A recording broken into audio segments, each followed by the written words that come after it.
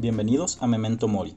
Yo soy Matthew y este es el podcast en el que cada martes voy a hablar acerca de algún tema que me mantuvo pensando y que creo que también podría interesarles. Me pongo a investigarlo a fondo y busco explicarlo de manera que tenga sentido en nuestro día a día. Memento Mori significa recuerda la muerte, pero no de la manera triste en que a veces recordamos a quienes ya se fueron, ni como un presagio de nuestro destino inevitable. Memento Mori significa vivir siendo conscientes de que nada es eterno, que lo único que importa al final del día es lo que sabemos y lo que somos, como individuos y como sociedad. El tema de hoy es 5G. ¿Por qué no te va a causar cáncer ni coronavirus? ¿Y cómo es que funciona el Internet?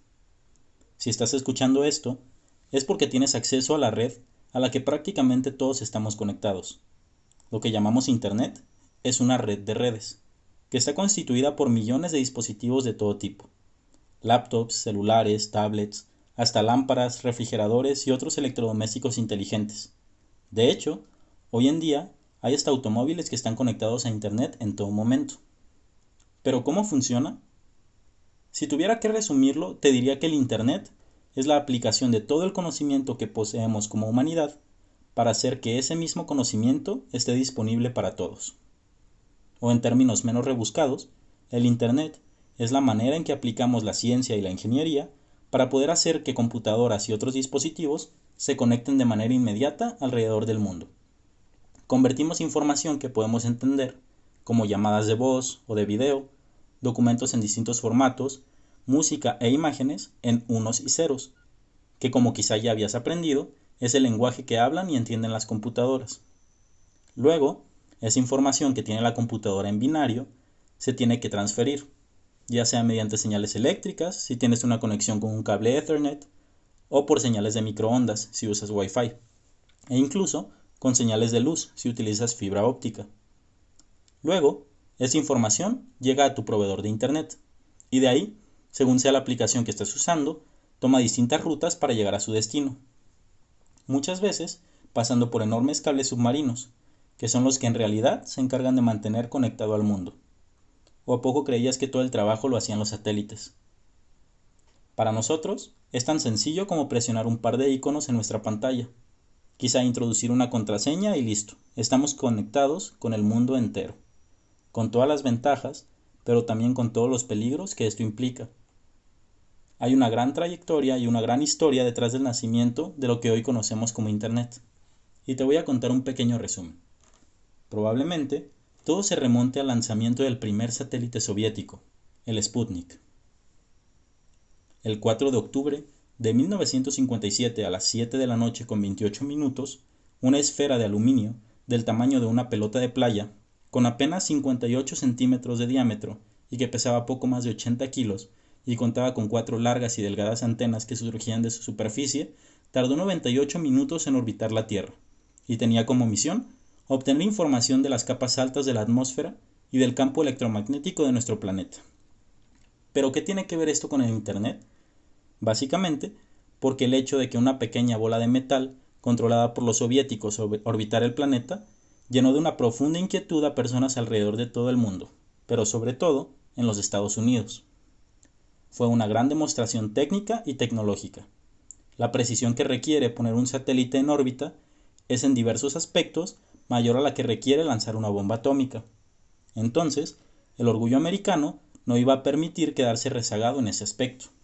Justamente por eso, en los próximos años, comenzó a fluir una gran cantidad de dinero, en lo que derivó en la creación de una nueva agencia de defensa, la Advanced Research Project Agency, o ARPA por sus siglas en inglés.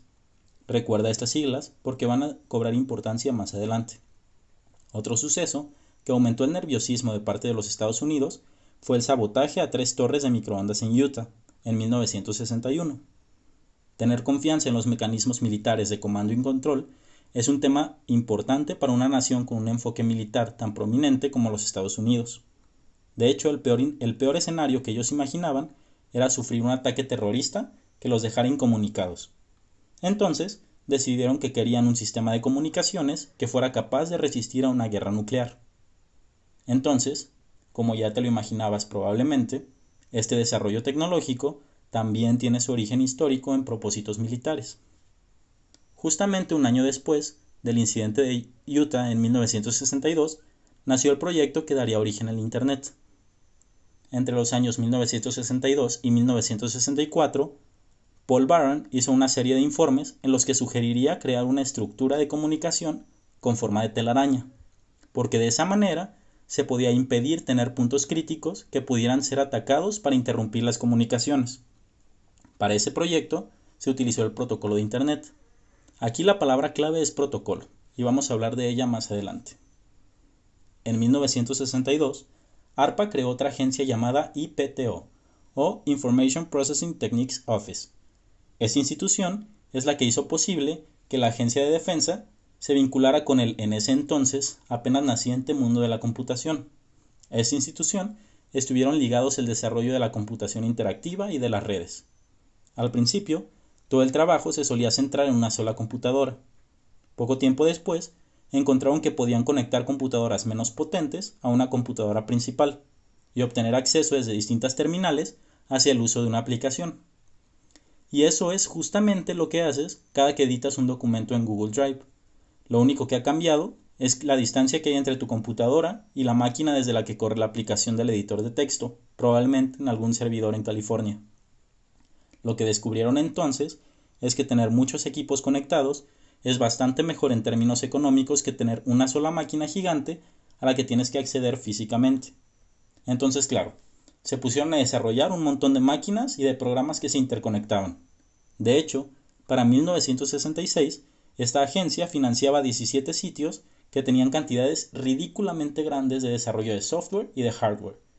Pero, al igual que poner a 10 personas que ni se conozcan y no hablen idiomas ni siquiera parecidos en un mismo salón de clases esperando que se comuniquen, pues la incompatibilidad era la regla. No existía ningún tipo de reglas o convenciones respecto a cómo debían hacerse las comunicaciones. Entonces, en lugar de resolver el tema del costo, se iba a gastar incluso más dinero con esa ruta de construcción de redes. Desde ese punto, hasta los años 90, hubo una gran cantidad de agencias, desarrollo y estandarizaciones que llevaron al desarrollo de lo que hoy conocemos como Internet. En este proceso participaron ARPA, la ACM o Association for Computing Machinery, y universidades como UCLA, Stanford, la Universidad de Utah y la Universidad de California. A lo largo de estos años, se diseñaron lo que hoy conocemos como protocolos. Y esos protocolos son simplemente una serie de reglas que todos los dispositivos que se conecten a una misma red tienen que seguir. Hay reglas justamente como las que tenemos los humanos para hablar. Hay un lenguaje común, hay un medio a través del que se transmite la información, y hay reglas respecto a cuándo hablar y cuándo escuchar para podernos entender entre nosotros. La diferencia es que, claro, las computadoras son bastante menos inteligentes que las personas. Entonces, al desarrollar estas reglas hay que ser bastante más específicos. Algunos protocolos importantes son el FTP, el TCP y alguno que estoy seguro que te va a sonar, el Internet Protocol o IP. En los años 90, en la Universidad de Texas, fue la primera conferencia en la que se hablaba del término ciberespacio. Un concepto que para nosotros es hasta anticuado de escuchar, pero que significaba para ese entonces la idea de poder acceder a redes de las universidades para tener acceso a información académica y científica. Lo que les preocupaba al principio era en dónde iban a poder guardar toda esa información. Pero conforme se fue avanzando en la tecnología y la infraestructura, la preocupación pasó a ser ¿cómo es que hacemos que todos tengan acceso a esta red? El problema entonces era que la información estaba ahí de alguna manera, pero poder encontrar algo que realmente fuera útil era muy difícil, a menos que fueras un experto en computación y en redes, porque pues no había buscadores como Google, ni había catálogos ni bases de datos completos como las que hoy podemos encontrar cualquier sitio web. Entonces, pasaron algunos años para que otra institución, que estoy seguro que te va a sonar, el CERN, que es el principal laboratorio de investigación de física y de partículas, desarrollara lo que hoy conocemos como WWW, siglas que significan World Wide Web. Este básicamente es un sistema de información basada en hipertexto, que ayuda a enlazar automáticamente documentos entre sí y tenerlos ubicados en distintas computadoras. Entonces, cambia el paradigma de tener todo guardado en un lugar específico a tener información distribuida e interconectada a lo largo de la red. Obviamente, hubo muchos otros descubrimientos y acontecimientos importantes de los que podríamos seguir hablando. Pero para mí es más importante ahora sí contarte cómo entiendo que funciona el Internet. Como te decía al principio de este podcast, el Internet es una red de redes y es el producto de la intención de poder lograr que dos máquinas se comuniquen a distancia de manera que podamos transmitir información. Para el momento en que se comenzó a desarrollar el Internet, ya existía el teléfono. Pero lo que se necesitaba era tener un medio para compartir más información, que fuera más seguro y lo más importante para el gobierno de los Estados Unidos, que resistiera a un ataque nuclear. Hoy en día, podemos tener incluso un smartphone de gama baja con más poder computacional del que tenía la NASA cuando lanzó la primera misión a la Luna, y velocidades de Internet que hubieran podido terminar o reducir inmensamente el tiempo de algunas guerras del pasado. Y aún así, la gente se pone a utilizar toda esta tecnología para decir que las antenas 5G provocan cáncer o coronavirus. Para esta explicación de cómo funciona el Internet, voy a utilizar el ejemplo de enviar un mensaje en una aplicación hipotética a la que vamos a llamar Memento Message. ¿Ok? Pues imagínate que tu amigo Víctor se fue de intercambio a España y que le quieres mandar un mensaje para saber cómo está. Lo que tienes que hacer entonces es tomar tu celular, abrir la aplicación, escribir tu mensaje, presionar enviar y esperar a que Víctor no esté ocupado y te responda rápido. Desde el momento en que escribes tu mensaje hasta el momento en que le llega al celular de Víctor, probablemente pase solamente un segundo. Pero ¿cómo es que todo esto ocurre? Bien, lo primero que pasa dentro de cualquier computadora o teléfono inteligente, que no es más que una computadora portátil, es que tu mensaje se encapsula y se fragmenta. Esto ocurre en los aparatos porque en los tiempos de ARPANET y todas estas agencias gubernamentales que te conté, los ingenieros se dieron cuenta de que mandar datos de distintos tipos y cantidades de memoria era un problema. Básicamente porque es más difícil recuperarse de errores en datos grandes, además de que en los tiempos en los que no estaban establecidos los protocolos de transporte de toda esta información en la red, un dispositivo que recibía información no sabía ni qué tipo ni de qué tamaño eran los datos que iba a recibir. Y como te imaginarás, pues era un caos total.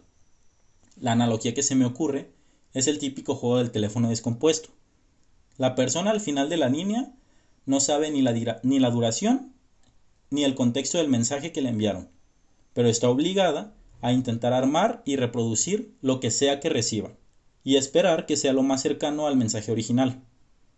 Y cosa que, como todos sabemos, muy pocas veces ocurre. Entonces, separamos los mensajes en piezas. A cada pieza se le coloca un número en una sección que se llama encabezado. Y con estos números es con los que el celular de Víctor va a poder volver a ordenar el mensaje.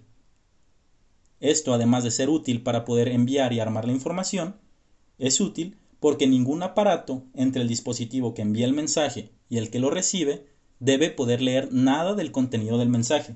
Solo pueden leer el encabezado. Y con eso se logra el aspecto de la confidencialidad.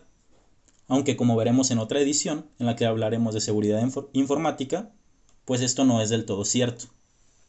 Entonces, bueno, ya tengo mi mensaje en piezas. Lo que sigue es dividirlo en piezas todavía más pequeñas, llamadas fragmentos. De hecho, como te vas a dar cuenta, básicamente lo que ocurre es que si te imaginas una escalera en la que tu celular está hasta arriba y los mensajes empiezan a bajar por esta escalera, cada escalón que se baja el mensaje se divide y modifica en piezas más pequeñas. Cada escalón, tu mensaje deja de parecerse a algo escrito por un humano y pasa a convertirse en algo que se puede manipular por una computadora. El Internet que conocemos es una escalera que consta de 7 escalones, o 4, depende a quién le preguntes, pero el fundamento es el mismo. Y hasta ahora ya bajamos por los primeros 2 escalones, o capas, que es el nombre que utilizan los ingenieros de redes. De hecho, si alguna vez llamas al servicio técnico de tu proveedor de Internet y le dices al técnico que estás teniendo problemas en tus dispositivos de capa 3, muy probablemente se va a sorprender y va a proceder a preguntarte cuántos foquitos tiene prendido tu módem. Algo muy importante que también hay que recordar es que cada escalón que bajamos deja una marca o un encabezado en nuestro mensaje.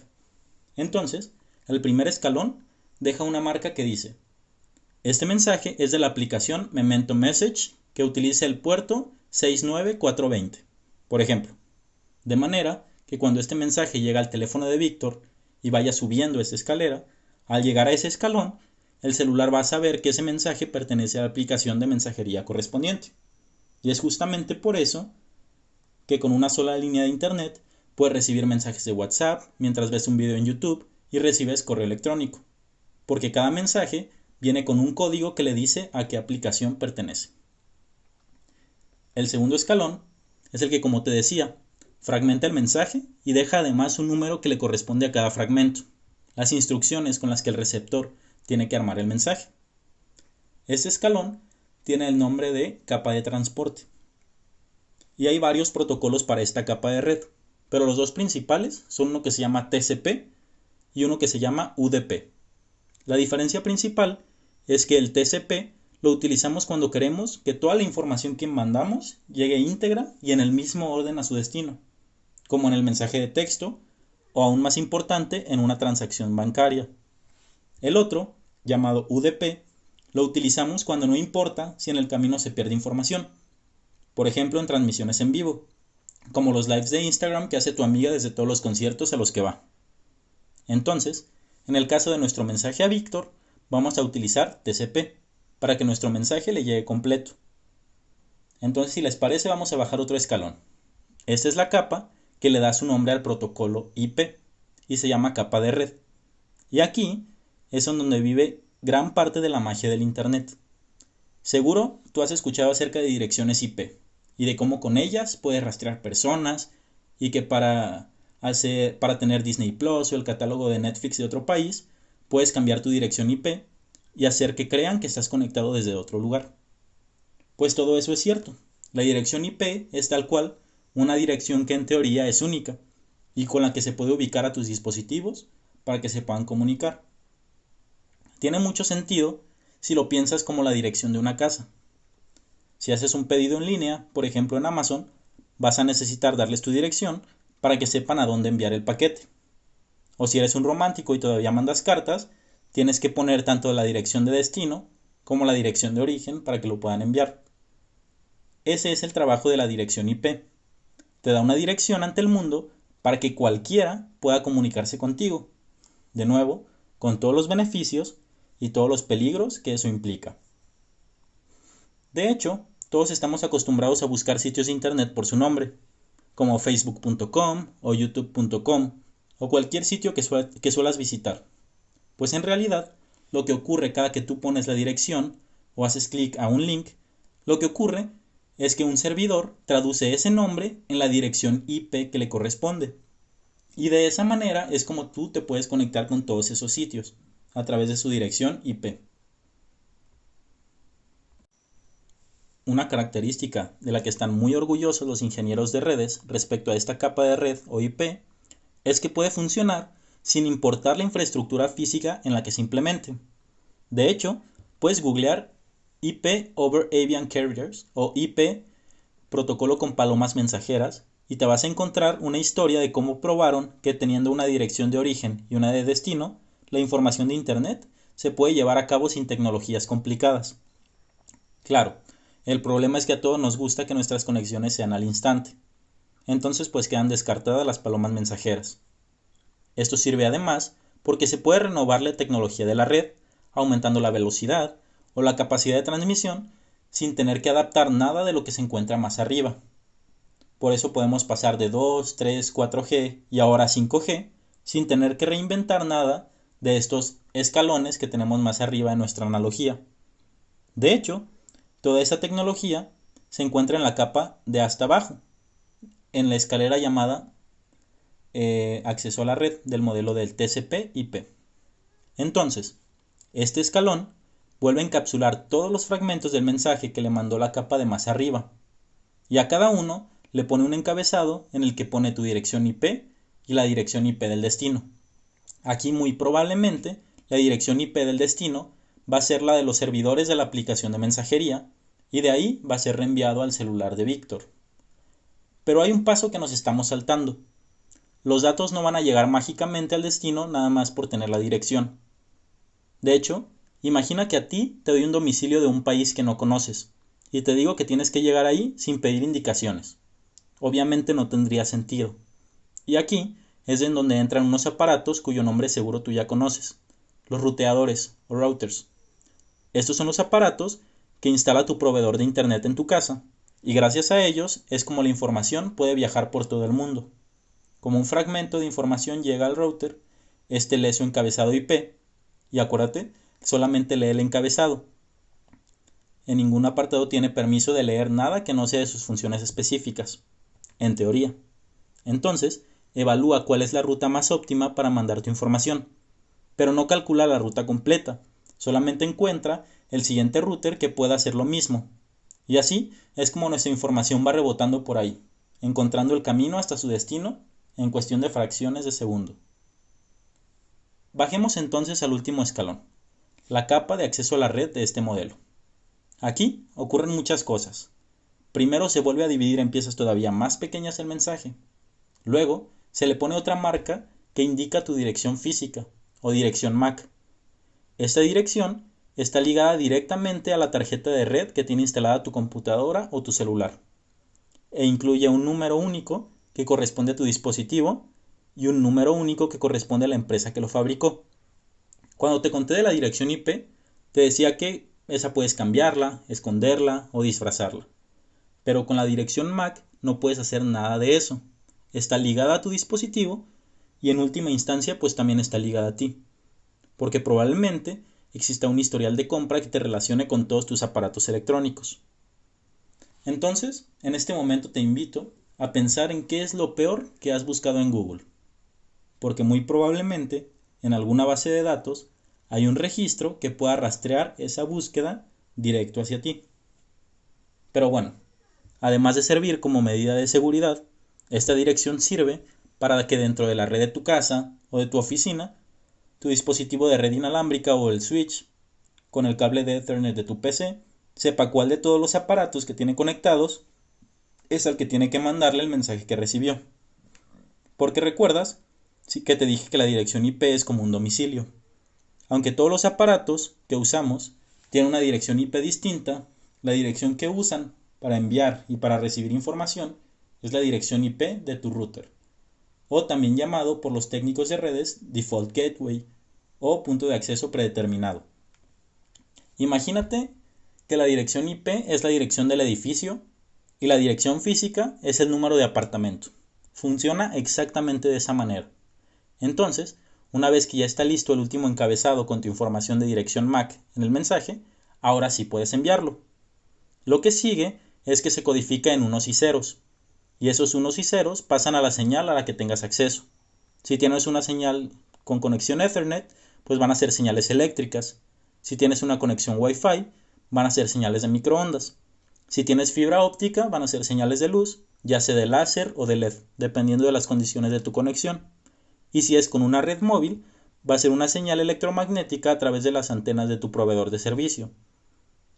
Solamente de cómo funciona cada uno de estos medios podríamos hablar en un episodio aparte, que probablemente luego hagamos. Entonces, pasa por estos cables o antenas o una mezcla de ellos, y luego llega a unos enormes cables submarinos, que son los que realmente nos dan la capacidad de tener esta conexión.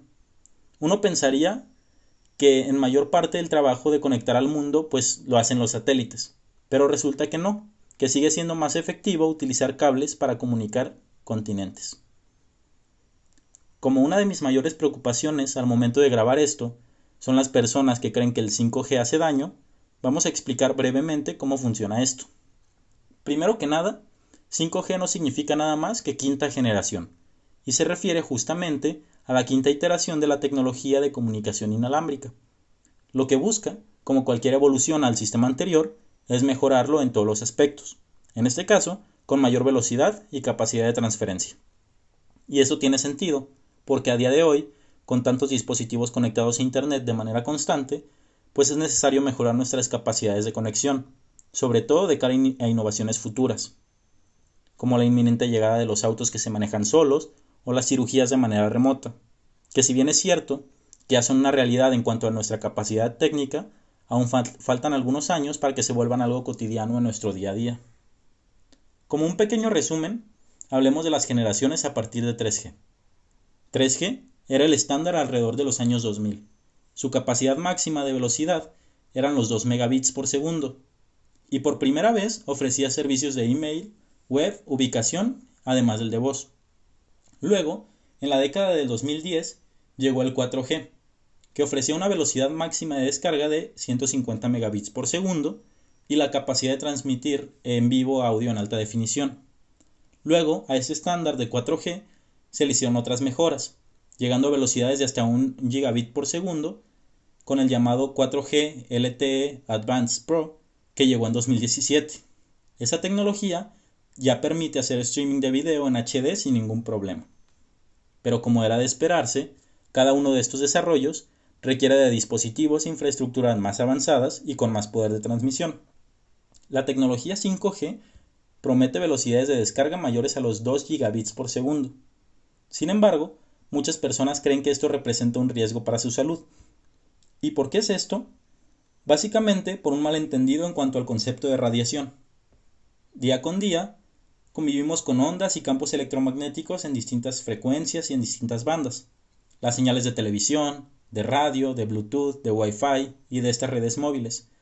Todas ellas necesitan viajar de alguna manera a través del aire, y lo hacen de manera cotidiana sin que nosotros nos demos cuenta. Claro, si te hablo de que todos estos medios de comunicación tienen como fundamento la radiación, y luego te digo que Marie Curie murió a causa de la radiación, probablemente te vas a asustar, o al menos te vas a sorprender un poco si es que no conoces mucho del tema. Pero la verdad es que la radiación nuclear y la radiación electromagnética son cosas muy distintas. La radiación nuclear son fragmentos de átomos, y la radiación electromagnética son simplemente ondas que se mueven en un campo. La palabra radiación no tiene por qué asustar a nadie, simplemente significa transmitir energía a través de un medio. Y de hecho, en teoría, tú podrías decir que el sonido es radiación sonora, ya que cumple con esta característica, transmitir energía a través de un medio. Y no por esto, por el hecho de que constantemente estés escuchando sonidos, te va a dar cáncer o alguna otra enfermedad. Pero de hecho, lo que percibimos como colores, es decir, nuestra propia vista, es tal cual la percepción de la radiación electromagnética. El campo electromagnético es de hecho la causa por la que nuestros átomos y los de toda la materia que conocemos se mantienen unidos, y la razón por la que tenemos acceso a la electricidad y por supuesto al Internet. Así es que los campos electromagnéticos son algo perfectamente normal. Claro, las personas que creen que esto es peligroso argumentan que lo que se está haciendo es agregar nuevas fuentes de radiación que antes no estaban, por causas naturales. Y que esto es peligroso y que es por esto que es peligroso instalar fuentes de mayor energía. Y esto es cierto. Dentro del espectro electromagnético, cada generación se sitúa con frecuencias cada vez más altas, pero eso no significa que sea peligroso. También dicen que instalar nuevas redes es romper el orden natural de las cosas, pero realmente romper el orden natural de las cosas no significa un peligro para la salud. De hecho, nuestros servicios de salud, de transporte, de alimentación, de vivienda representan alterar el orden natural de las cosas. Muchas personas creen que estas ondas atraviesan nuestro cuerpo y que por lo tanto atraviesan nuestras células, y que al atravesar a nuestras células pueden causar mutaciones en el ADN y derivar en el desarrollo de algunos tipos de cáncer. Pero lo único que hacen estas ondas electromagnéticas es provocar que se muevan átomos. Para poder lograr que eso pase, necesitan ser ondas con la suficiente energía. Y de hecho, lo que ocurre entre estas ondas y nuestro cuerpo es que rebotan en nosotros. Si acaso perdiendo un poco de energía, debido a que logran mover algunos electrones de algunos átomos de la superficie de nuestra piel, lo cual no representa ningún cambio significativo, ya que no cambia la composición atómica y mucho menos la composición molecular del ADN de nuestras células. Si ahora te digo que las redes 5G van a emitir ondas muy parecidas a las del horno de microondas que tienes en la cocina, probablemente ahora sí te asustes. Pero ojo, que sean de tipo similar no significa que tengan la misma potencia. De hecho, las ondas de un horno de microondas son alrededor de 1.000.000 de veces más potentes que las de cualquier red 5G. Y la razón por la que te dije que son similares estas ondas es porque el principio que hace que un horno caliente tu comida es que las ondas que emite hacen que los electrones del agua se muevan, y este movimiento genera calor.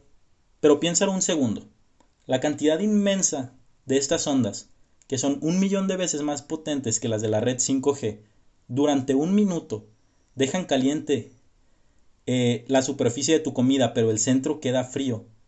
Evidentemente, esas ondas son amortiguadas.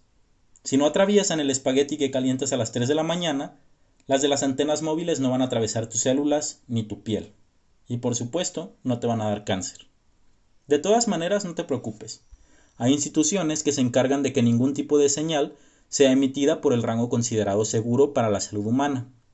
Y de hecho, la tecnología 5G, al igual que todas las demás, trabaja por debajo de este rango. La radiación que sí puede causarte daño se llama radiación ionizante. Las señales de red móvil constituyen lo que se llama radiación no ionizante. Eso es clave para que se lo cuentes a la persona que conoces que le tiene miedo al 5G. En resumen, un sonido demasiado fuerte puede dejarte sordo, pero un sonido moderado te puede transmitir una canción. Una luz demasiado fuerte te puede dejar ciego, pero una luz moderada te puede permitir ver un paisaje. Entonces, las señales de microondas no tienen por qué causar ningún daño usándose en el rango adecuado. Para terminar con este tema de los peligros del 5G, el otro día leí un artículo que afirmaba que la Organización Mundial de la Salud había reconocido que esta radiación era un cancerígeno. Pero lo que en realidad dijo la OMS es que esta radiación se encuentra en el grupo 2B de posibles carcinogénicos para humanos. Pero escucha con quiénes comparte este grupo: con la sábila, la gasolina y trabajar como carpintero.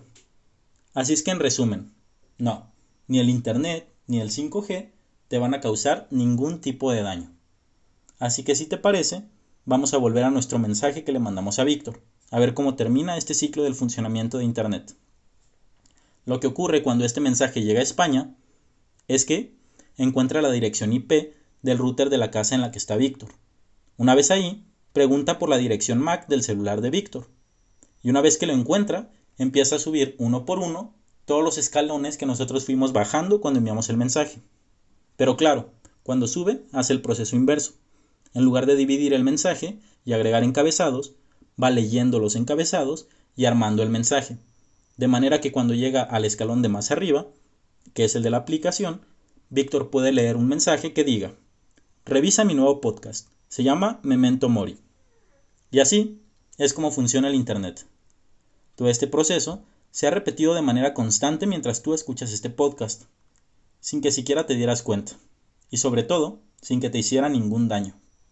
Ahora, déjame contarte por qué elegí hablar de este tema.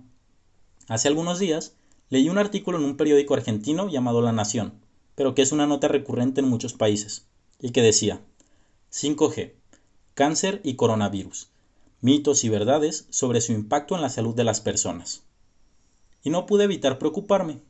Yo estudio ingeniería en sistemas computacionales, entonces los temas de redes e internet pues son para mí algo usual, pero ciertamente no lo son para la mayoría de las personas, sobre todo en este mundo tan desigual y en el que tenemos toda la información a nuestra disposición, pero muy pocas personas pueden acceder a ella. Entonces, me da gusto que al menos, ahora tú que estás escuchando, puedes explicarle con lujo de detalle y analogías qué es el internet y cómo es que la red 5G no hace daño a alguien que conozcas y que quizá no esté dispuesto a escuchar o investigar al respecto. Cada semana tomo temas que me parecieron interesantes. La semana pasada hablamos del coronavirus, cómo funcionan los virus y por qué no puedes matarlos con antibióticos. Te invito a revisarlo si no lo has escuchado y a compartirlo con alguien a quien creas que pueda interesarle. Estamos en todas las plataformas de podcast y en YouTube, como Memento Mori Podcast. El material que consulté esta semana fue el curso de Introducción a las Redes e Internet por la Academia de Redes de Cisco, así como un artículo de Rubén Cañedo publicado en la revista ACIMED, titulado Aproximaciones para la Historia del Internet. Hasta la próxima semana. Memento Mori.